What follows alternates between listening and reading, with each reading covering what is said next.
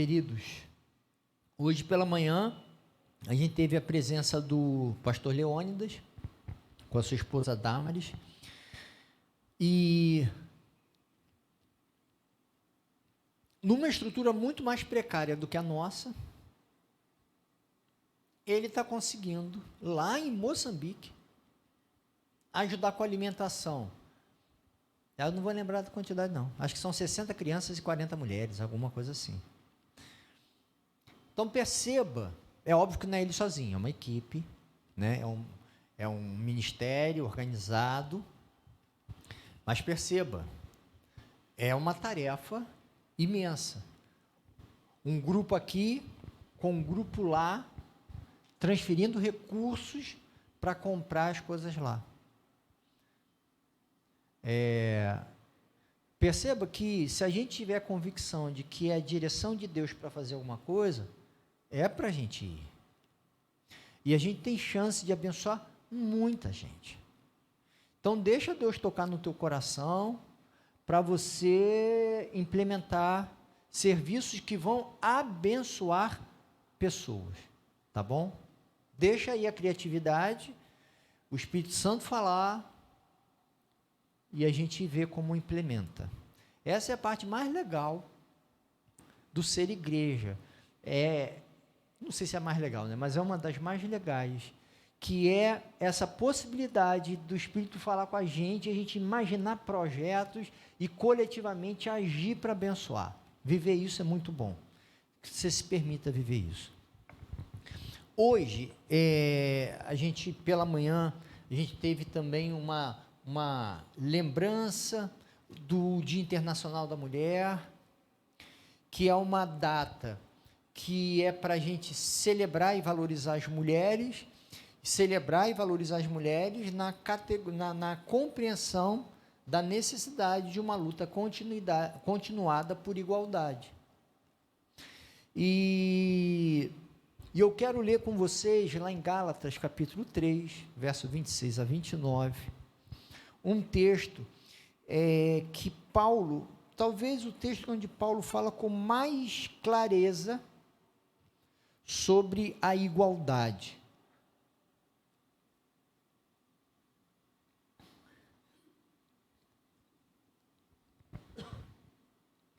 E é um texto que inaugura, óbvio que, porque Paulo escreveu antes dos evangelhos. Jesus falou, isso foi passado oralmente entre as pessoas.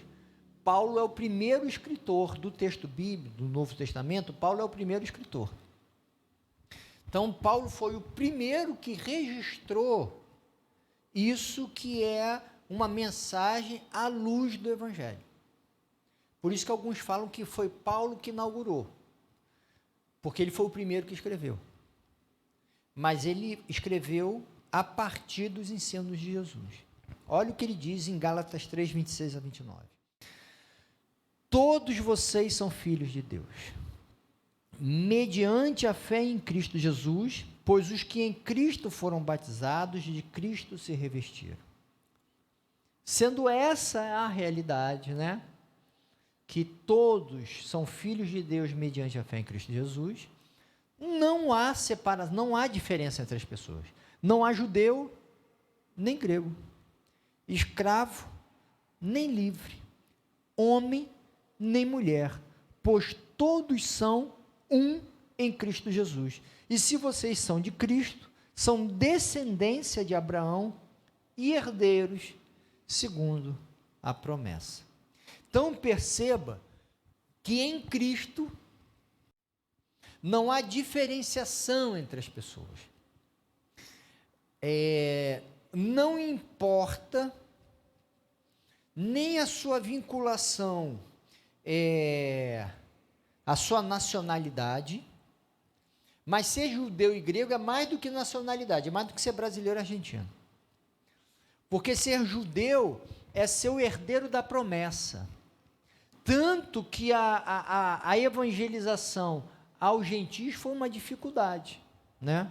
Quando Pedro vai evangelizar Cornélio, ele é chamado. Quando Filipe vai evangelizar em Samaria e os samaritanos aceitam o evangelho, a igreja fica, que história é essa? Samaritano, aí tem que ir Pedro e João para atestar que aquilo ali é sério. Por quê? Porque a ideia é que a mensagem de Deus é para o judeu.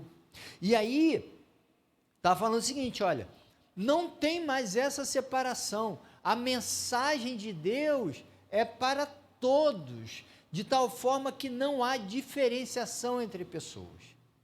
Nenhuma.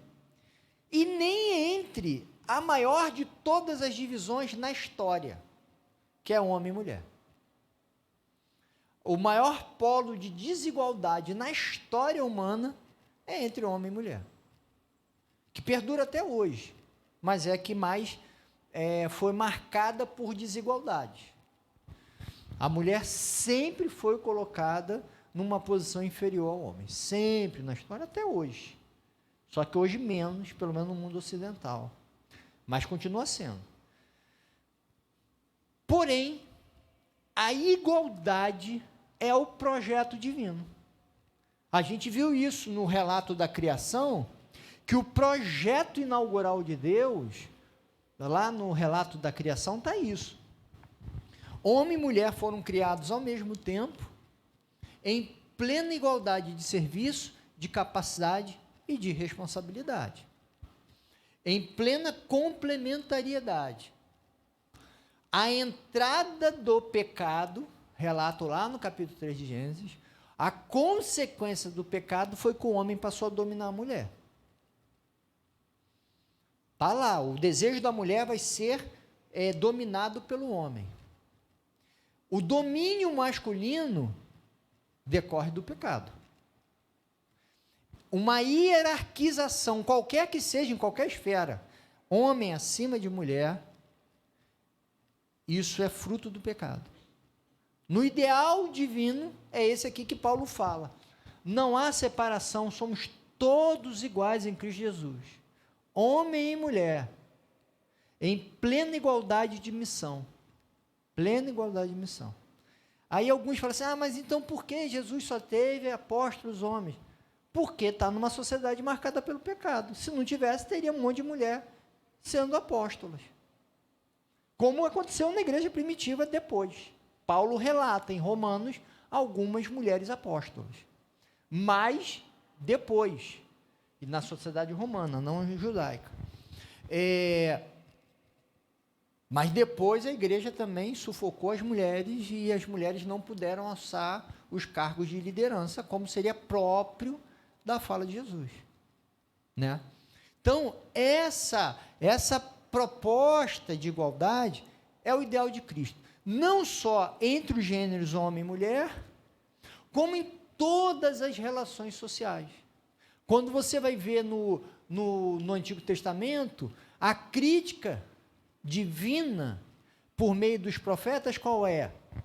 A idolatria do abandono do culto a Javé, ou da sua mescla, fazendo um sincretismo com a religiosidade ao redor, a religiosidade cananeia, e a injustiça social.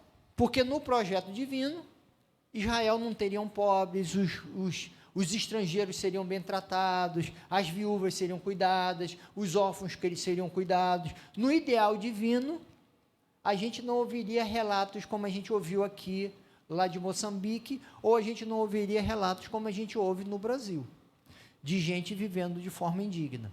E isso foge do ideal divino. Então, a igualdade é um projeto divino. Só que, na prática, não é isso que acontece. Na prática, a gente vê que a desigualdade é um fato. A desigualdade é um fato. A gente pode falar isso sobre desigualdade racial, que é um fato. A gente pode falar sobre desigualdade social, é um fato. A gente pode falar sobre desigualdade entre nações, é um fato. Né? Você imaginar que um homem adulto vai ficar surpreso por ver um liquidificador, né? Como o pastor Leônidas citou, né? Ou ele citando lá, quando a gente almoçou junto, que esse mesmo pastor de lá, veio aqui e tal, foi chamado para falar no Ceará, foi e tal, e ele entrou no elevador, porque falava que ele tinha que entrar no elevador para ir para o quarto, e ele não sabia o que fazer. Ligou para o Leônidas desesperado, eu estou aqui dentro de uma caixa, não sei o que eu faço, porque ele não falou que era para entrar para ir para o quarto, e não estou indo para o quarto, está parado. Quer dizer, você pensar que um homem adulto não sabe o que é um elevador, você está falando de uma desigualdade, mas aí você está falando de lá, Moçambique, para cá. Mas quem é que não viveu a desigualdade de informações? Eu me lembro que uma vez eu estava no banco, um homem querendo retirar o dinheiro dele, que ele tinha direito, e ele falou, eu preciso desse dinheiro para hoje. Ele estava vendo a angústia dele, e falou, olha, isso não é correto, mas eu vou tentar te ajudar aqui. Posso? Tal. Ele falou, posso, porque eu tenho que colocar a data do meu aniversário, mas não aparece o mês. Eu falei, eu sei, mas é porque você tem que colocar o número correspondente. Aí ele falou, mas mês tem número? Eu falei, tem. Aí, digamos que fosse 13 de março, a data de aniversário dele. Eu falei, qual é o seu aniversário? 13 de março. Aí eu falei, é 1303. Aí apertou, saiu o dinheiro. Rapaz, você me salvou. Mas então quer dizer que mês tem número? Eu falei, tem. Toda vez que precisar, o seu mês, o março é 03. Combinado? Combinado. É uma informação absolutamente trivial, que as nossas crianças sabem. Mas um adulto, trabalhador, semi-analfabeto, não sabe. Em Niterói, isso aconteceu em Niterói. Então, perceba que a desigualdade é um fato. Uma coisa que o João aqui, que saiu, já sabendo filmar, já saiu, provavelmente, daqui a pouco tempo, se já não sabe, mas daqui a pouco tempo ele vai saber dessa informação. Ele nunca vai passar por essa dificuldade que esse homem adulto, na casa dos seus 30 anos, viveu. Então, perceba que a desigualdade é um fato real. E a desigualdade entre gêneros, mulheres e homens, é um fato real. Ser mulher é muito mais trabalhoso, que nós homens não entendemos isso. A Silvéria chegou para mim e falou assim, isso tem pouco tempo, isso para mim foi uma novidade, porque eu quando vou para o hospital dormir com alguém, eu durmo. Fico lá, vejo as necessidades, tenho horário de ajuda e eu durmo. Aí entra o técnico, eu abro metade de um olho, vejo o que está acontecendo, volto a dormir. A Silvéria não dorme. Eu pergunto, Silvéria, por que você não dorme? Eu não consigo dormir em hospital direito, porque eu tenho medo de estupro. Porque ela fica muito vulnerável. Nunca me passou isso na cabeça. Eu nunca me senti, ela falou, eu só vou com roupa muito grande e tal, passa até calor, mas eu vou de calça comprida, de moletom, camisa grande, fica com medo. Aí eu conversando com umas colegas essa semana, lá na PUC, aí falou, eu também não consigo dormir porque eu tenho medo de estupro. Minha mãe é maluca, ela dorme tranquila, mas eu não durmo. Por quê? A minha mãe não se importa, mas todas as meninas que estavam ali se importavam. Homem, só aí, homem já dorme melhor do que mulher. Já é uma vantagem. Você percebe como que ser mulher é muito mais difícil? E se você é homem, não estiver interessado em se sensibilizar para entender o universo feminino, você vai banalizar os sofrimentos femininos. E ainda tem homem que fala assim, não, eu não exijo isso dela não, mas ela quer gasta um tempão se cuidando da beleza, eu não exijo isso dela não. Todo mundo exige. A sociedade exige. E até você, de uma forma, exige, porque quando ela fica toda bonita, você fala, pô, está bonita hoje. Passa todo dia, não fala nada. Quando ela se arruma, você fala, está bonita hoje. Você está dizendo o quê? Né? Então, perceba que há uma exigência, e eu estou falando de embelezamento, estou falando de tempo, a gente pode falar de salários, a gente pode falar de tarefas na casa, a gente pode falar de exigências de controle emocional, o homem pode ser destemperado em alguns momentos, pode ser grosseiro, vai a mulher ser maluca, histérica, descompensada, o homem não, estava nervoso, não é assim? O homem estava nervoso, a mulher é destemperada.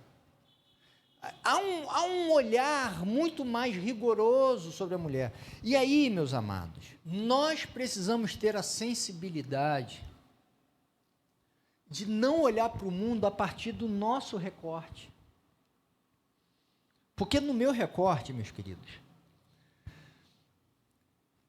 no meu recorte, se eu perder 10 reais hoje, eu vou falar assim, que pena, perdi 10 reais. Agora, para algumas pessoas, perder 10 reais é desesperador. Entende? Então, eu não posso olhar para 10 reais a partir da minha ótica, porque para algumas pessoas é a diferença de comer amanhã ou não. Eu não posso olhar e pensar que é banal. Uma colega, negra, falando assim, eu sempre levo, ela vai de sandália para a faculdade, ela falou, eu sempre levava uma reserva. Duvido um branco pensar nisso. Por que ela levava uma reserva? Porque se a sandália dela estragasse, PUC, negócio tudo elitizado, iam pensar que eu era, sei lá o quê, não aluna. Então, a aluna tinha que estar com a sandalinha. Percebe como que é diferente? E se a gente não ouvir e não se sensibilizar, a gente vai pensar que é mesmo... Não é, meus queridos. Não é.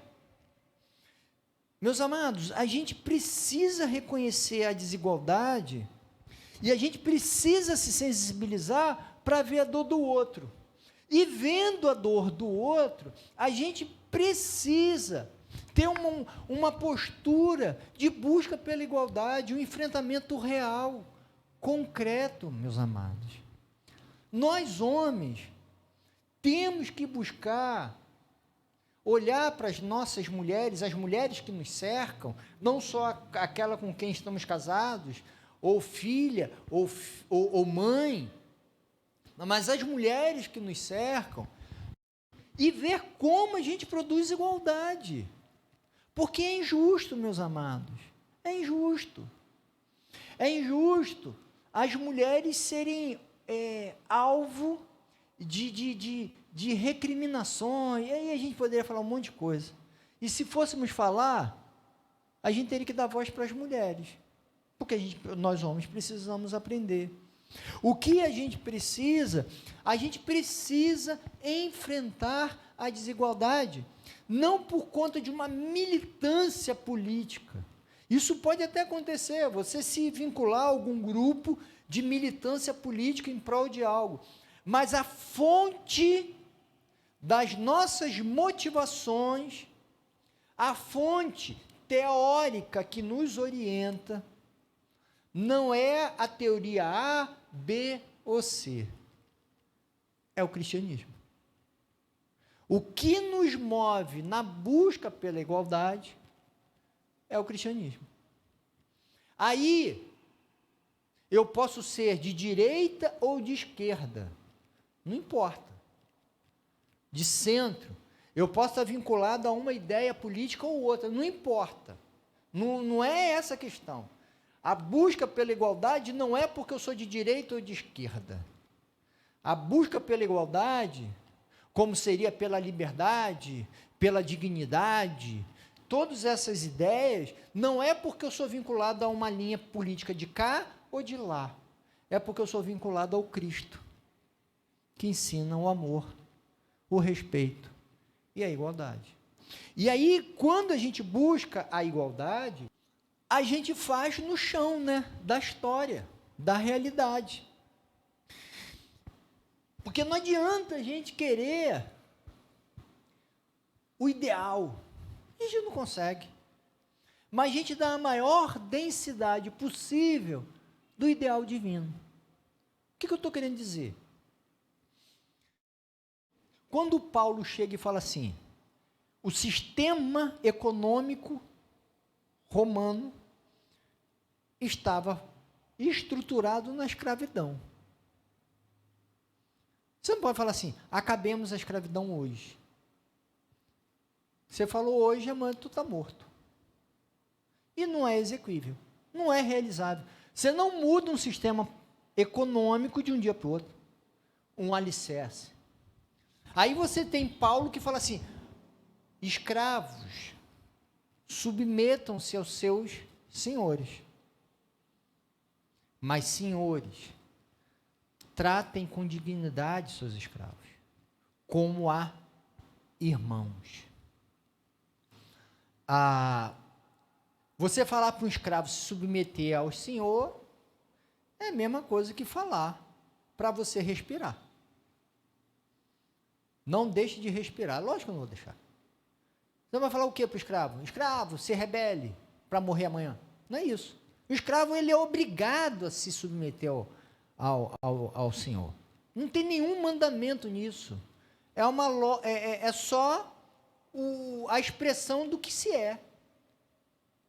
Olha, você que é trabalhador, que tem horário de expediente, vai trabalhar no horário de expediente. É lógico. Senão você é mandado embora. Qual é a novidade? A novidade é o seguinte: donos de escravo, tratem com dignidade os escravos. Isso é novo. Isso é novo. Você percebe que a gente tem como produzir ao máximo a busca pela igualdade dentro da realidade. Essa é a nossa tarefa. A mesma coisa com o que Paulo falou sobre a submissão feminina ao marido. A submissão feminina, a mulher pertencia ao homem. Tirando as mulheres da alta classe, onde as regras são outras, todas as outras pertenciam aos seus maridos. Os maridos podiam dispor delas como quisessem, inclusive matando. Não tinha nenhum problema de um homem matar sua mulher, pertence a ele, ele faz o que ele quiser. Se eu quiser dar para outro homem, se eu quiser emprestá-la durante um mês, vai aí, volta, ele faz o que ele quiser com a mulher. O que ele quiser, inclusive matar. Falar para a mulher se submeter ao marido não tem novidade nenhuma. Ela não pode fazer diferente. Não vou me submeter, então mata essa mulher. Entendeu? Não tem isso. Não tem. Ela é igual ao escravo, é posse do Senhor. Então ele fala: mulher se submete aos maridos, não tem ensinamento novo nenhum. Qual é o ensinamento novo? Maridos, amem as suas mulheres, como Cristo amou a igreja, sacrificando por ela. Que isso? Um homem vai se sacrificar por mulher? Que coisa louca é essa? A mulher está aí para o serviço do homem, não o homem servir a mulher. Isso não tem sentido. Mulher é um ser inferior ao homem. Quando Paulo fala isso, ele traz um ensinamento de igualdade, na maior densidade possível, porque a estrutura social é uma onde a mulher é propriedade do marido. Percebam que a busca pela igualdade é um caminho necessário, longo, mas necessário. Nós, como porta-vozes da mensagem de Cristo, precisamos, ao máximo, fazer da nossa vida uma expressão do Evangelho de Cristo. E o Evangelho de Cristo se expressa, entre outras coisas, com isso que Paulo falou. No reino de Deus, no ideal divino, não tem rico, não tem pobre, não tem preto, não tem branco, não tem sudestino nem nordestino, não tem homem, não tem mulher, somos todos iguais em Cristo Jesus. Entendeu? Na prática, sabemos que não é assim. Na prática, não é assim. Mas que a gente sonhe, da maior forma possível, fazermos isso nas nossas famílias, nas nossas comunidades, e quem sabe, como agente de mudanças na sociedade. Porque a desigualdade decorre do pecado. E a igualdade é o ideal de Deus.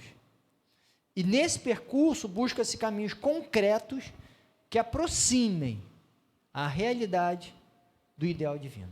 Nunca chega, nem na sua experiência pessoal, muito menos na social. Mas assim como a gente busca a fidelidade na experiência pessoal, a gente deseja que a sociedade reflita o desejo de Deus. Que a gente tenha isso claro.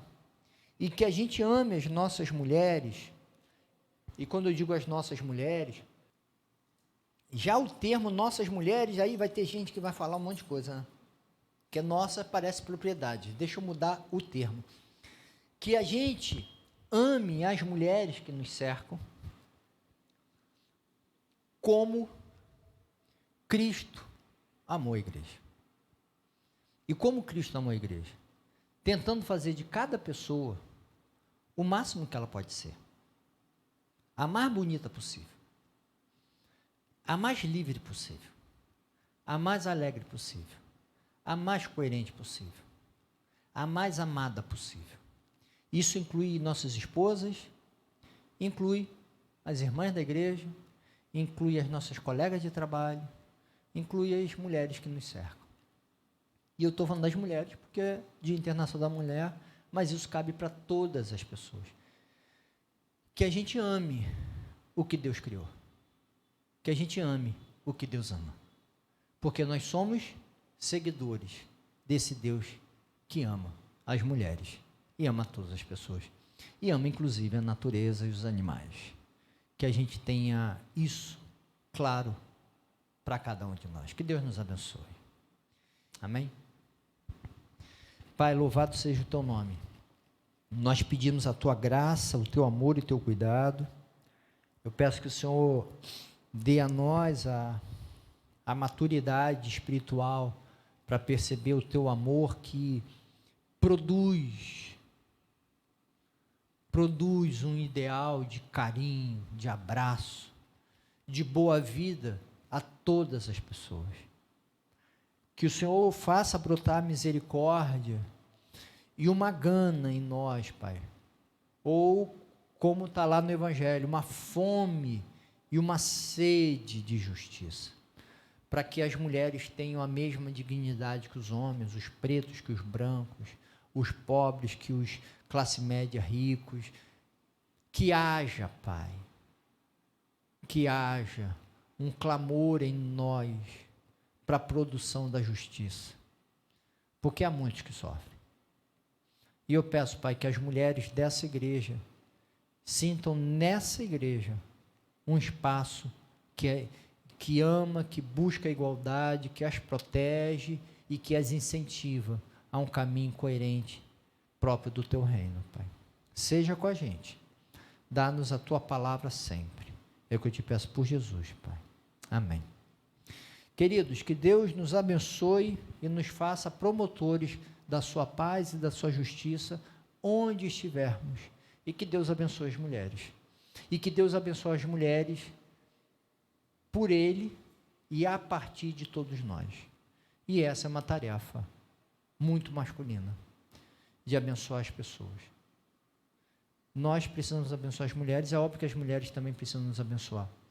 Mas essa é a lógica. Como é que eu abençoo as mulheres? Que isso circule na sua mente. E que você seja um promotor de justiça, a desfazer desigualdades. Amém?